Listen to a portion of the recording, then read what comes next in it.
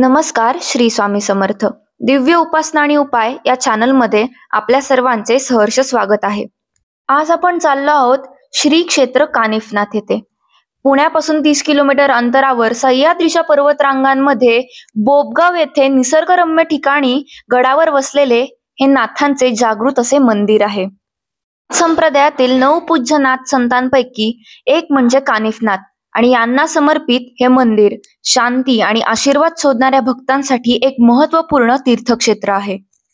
डोंगर माथ्यावर वसलेले हे मंदिर आणि त्याच्या आजूबाजूचे शहराचे विहंगम दृश्य आणि शांतता आणि निसर्गरम्य वातावरण यामुळेच निसर्गप्रेमी आणि आध्यात्मिक साधकांसाठी हे एक लोकप्रिय ठिकाण बनले आहे.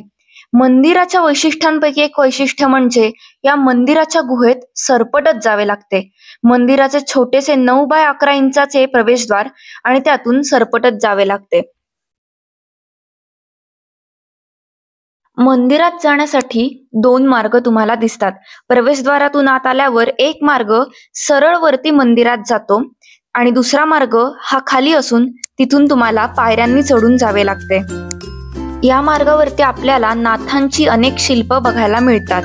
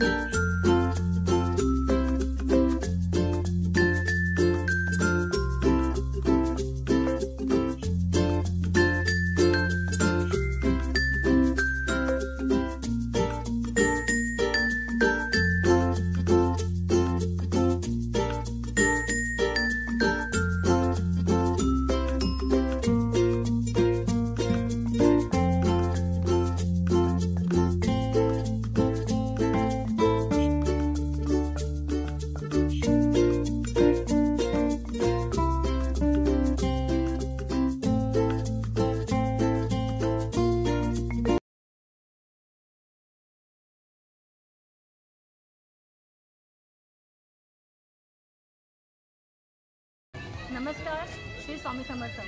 दिव्य उपासना आणि उपाय या चॅनलमध्ये आपलं सर्वांचे स्वागत आहे. आज आपण पुण्यापासून साधारण 30 किलोमीटर अंतरावर असणाऱ्या अत्यंत रमणीय आणि पवित्र क्षेत्रामध्ये आलेलो आहे. त्या क्षेत्राचे नाव आहे श्री क्षेत्र कानिफनाथ. तर या क्षेत्राविषयी आपल्याला माहिती देणार आहेत दत्त संप्रदायातले आणि गेले अनेक वर्ष निरंतर दर पौर्णिमेला गिरनारची वारी करणारे श्री जतीन ठोंगे दादा मलकापूरचे. नमस्कार दादा, आपलं स्वागत आहे. या क्षेत्राविषयी आपण काय माहिती द्याल? नमस्कार. आपलं हे जे मंदिर आहे कानिफनाथ महाराज देवस्थान, हे मंदिर बऱ्याचशा लोकांना असं वाटतं की इथं महाराजांची समाधी आहे. ठीक आहे, पण ही महाराजांची समाधी नाही आहे, हे महाराजांचं तपस्या स्थान आहे. बऱ्याचशा वेळेला नवनाथांच्या याच्यामध्ये म्हणजे नाथपंथामध्ये आहे की महाराज कुठेतरी जाऊन साधना करणार, कितीतरी वर्षे तप करणार. तर ते तप मोस्टली 12-12 वर्षांचं असतं की 12 वर्ष इथे वास्तव्य करून इथे तप केलंय म्हणून. तर हे मंदिर त्यासाठी आहे, इथे महाराजांची समाधी नाही आहे. बऱ्याचशा लोकांना वाटतं की ही समाधी आहे, पण ही वास्तविकता नाही आहे. आणि आसपासचे समजा हे जे मंदिर आहेत हे सगळे नंतर झालेले आहेत, पण आहे जुनीच मंदिर आहेत.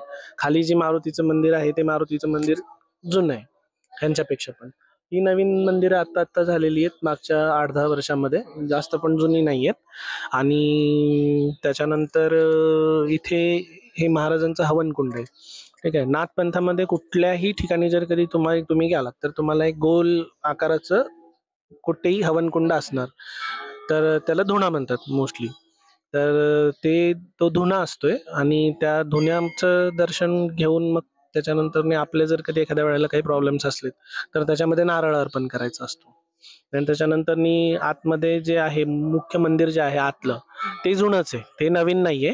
आणि हे जे बाहेरचं बांधकाम आहे हे बाहेरचं बांधकाम नवीन आहे. फक्त हे आतमध्ये महिलांना प्रवेश नाहीये, आतमध्ये फक्त पुरुषांनाच प्रवेश असतोय. कारण की आतमध्ये जाताना आपल्याला वरचं अंगवस्त्र काढून जावं लागतं, म्हणून पुरुषांनाच प्रवेश आहे मोस्टली.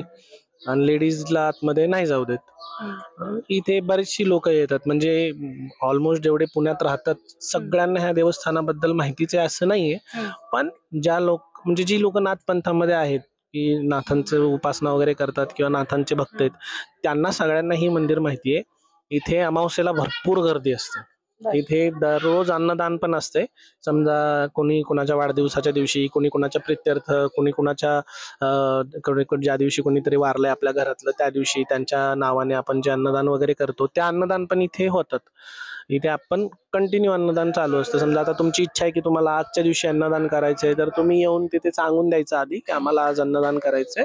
त्यांना पैसे वगैरे देऊन ठेवायचे आणि मग ते तुम्हाला बोलवतात. ते म्हणजे आपल्या नावाने ते अन्नदान होतं. ठीक आहे. आणि जसं समजा आता धर्मनाथ बीज आहे किंवा मग गौरक्षनाथांचा प्रगट दिवस आहे किंवा मग कानिफनाथांचा प्रगट दिवस आहे किंवा मच्छिंद्रनाथांचा प्रगट दिवस आहे, त्या दिवशी पण इथे कार्यक्रम वगैरे असतात. कंटिन्यू इथे काही ना काहीतरी चालू असते. ठीक आहे. बोबदेवच्या घाटामध्ये असलेलं हे मंदिर आहे आणि मी बऱ्याच वर्षांपासून इथे दर्शनाला येत असतो मित्रांसोबत वगैरे. त्याच्यानंतर इथून आपण जर कधी खालचा परिसर जर कधी बघितला तर आपल्याला हडपसर वगैरे लगेच खाली हडपसर खालीच आहे, हडपसर पासून जवळ पडतंय. ठीक आहे. डेव्हलपमेंट आता छान झालेली आहे. हे बाकी आधी आम्ही ज्या वेळेला यायचो त्यावेळेला एवढं काही नव्हतं. आम्हालाही बरीच वर्ष झाली येऊन, त्यावेळेला एवढं काही नव्हतं. एक एक करून डेव्हलपमेंट, जसं जसं लोकांना स्थानाबद्दल माहिती पडतं तसं तसं लोकांना वाटतं, ज्यांना ज्यांना वाटतं की इथं डेव्हलपमेंट झाली पाहिजे, लोक काही ना काहीतरी डोनेशन देणार, काही ना काहीतरी दान करणार आणि मग इथे वस्तू येणार. अशा पद्धतीने काम चालत असते. खाली गेल्याच्या नंतर आपल्याला रस्ता वगैरे जो बांधकाम झालेला आहे, तो रस्ता पण आता बांधला गेलेला आहे काही वर्षामध्ये. जुना काही नाही. आता बऱ्यापैकी लोकांना माहिती पडत चाललंय की इथे एक देवस्थान आहे, इथे प्रचंड ऊर्जा आहे. जर कधी एखादा कुठला नाथपंथी व्यक्ती जर कधी असेल किंवा अध्यात्मामध्ये एखादी व्यक्ती जर कधी असेल आणि त्याला जर कधी कुठेतरी असं मनापासून जर कधी एखाद्या ठिकाणी जाऊन ध्यान करायचंय, काहीतरी वेळ की कुठल्या तरी दिव्य शक्तीच्या सानिध्यामध्ये घालवायचं आहे, तर इथे येऊ शकतात. इथे आल्याच्या नंतर त्यांना एकदम निसर्गरम्य वातावरणात महाराजांच्या ऊर्जेमध्ये ते प्रत्येक जण इथे राहू शकतात, हे करू शकतात, साधना वगैरे, ते पूजा वगैरे करू शकतात, आपल्याला जे जमेल तेवढं. ओके. अजून काही प्रश्न विचारायचे? नाही. दादांनी खूप छान माहिती आपल्याला दिलेली आहे या क्षेत्राबद्दल. दादा, तुमचे मनापासून धन्यवाद.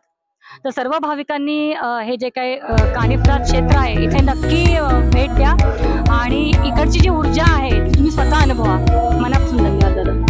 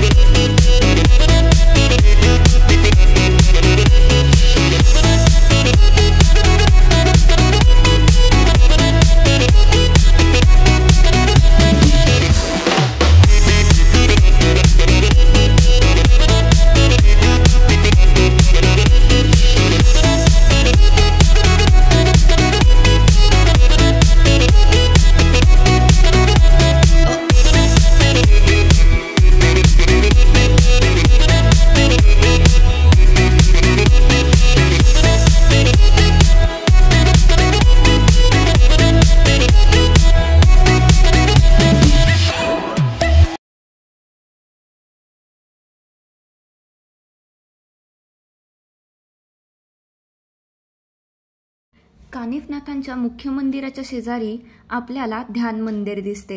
ही शांत जागा पर्यटकांसाठी ध्यानस्थळ म्हणून ठेवलेली आहे. येथे आपल्याला नवनाथांच्या 9 मूर्त्या दिसतात. अत्यंत शांत जागा आणि तेथे ध्यान करण्यासाठी अनुकूल वातावरण आहे.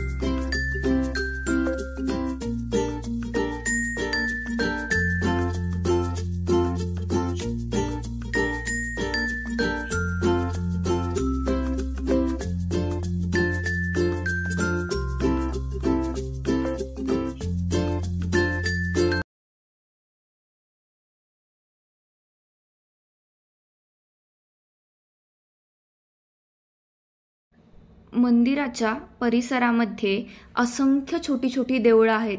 त्यामध्ये दत्त महाराज, हनुमान, महादेव, विठ्ठल रखुमाई, काळभैरव, राम अशा अनेक देवतांची आपल्याला देवळं पाहायला मिळतात. त्याचबरोबर तेथे कानिफनाथांची पालखी देखील ठेवलेली आहे आणि याचबरोबर तेथे एक जागृत धुनी देखील आहे. त्या धुनीचे देखील तुम्ही दर्शन घेऊ शकता.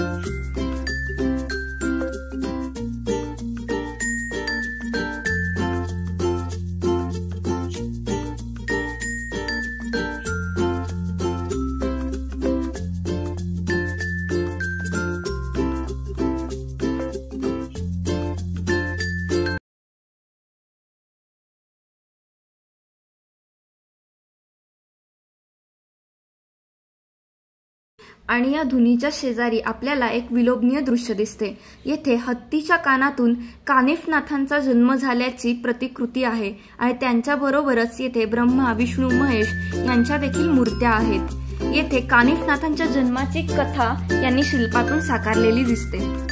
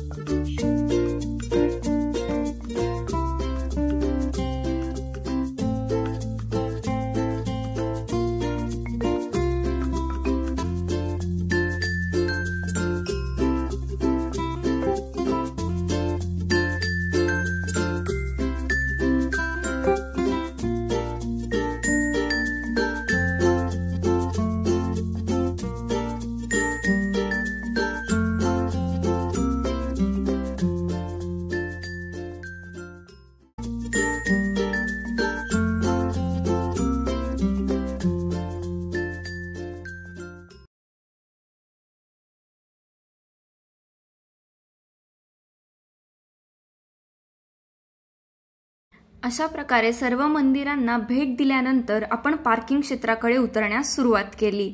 त्यामुळे या कानिफनाथांनी तपश्चर्या केलेल्या तपोभूमीत सर्वांनी जरूर यावे. इथली ऊर्जा, याचा आजूबाजूचा असलेला निसर्ग याचा अनुभव जरूर घ्यावा. श्री स्वामी समर्थ.